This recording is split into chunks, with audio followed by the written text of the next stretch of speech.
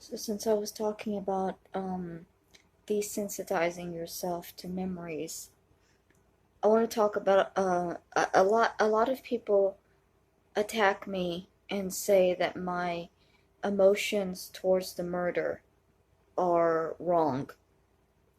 And they are. I'm not going to deny that my emotions, when I talk about the murder, sometimes I'll laugh.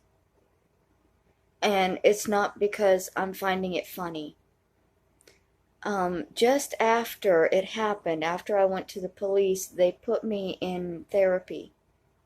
And we tried multiple different types of therapy. I was on medication.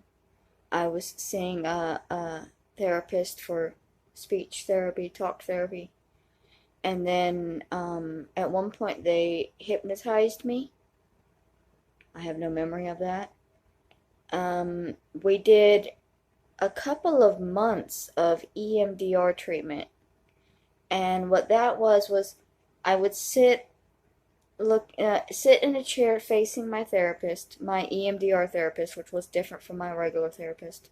These people are specially trained just for EMDR. And I would like tap and talk. And then when I started feeling emotion, like the slightest tinge of a laugh or a cry or any emotion, she'd say, okay, stop. And now tap here. Okay, and continue. Okay, and stop, and now tap here.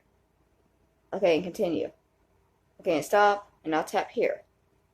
And it would just on and on and on. And somehow, what that did was we were manually rewiring my brain to no longer feel the strong emotions that I was feeling while talking about these subjects. And we did that so that I would be able to talk about it easier on the stand when it went to trial, not knowing that I would not actually say anything when it went to trial. So when y'all come at me and you say that you know that I'm the murderer and I'm the bad person, and your proof is that when I talk about the murder, my emotions are all fucked up. Literally from a year after it happened, my brain waves around that situation have been manually altered. So my emotions with that are fucked up, but it's not like the way that you're thinking. And this is why it's so important to know the full situation before passing judgment on something that you don't understand.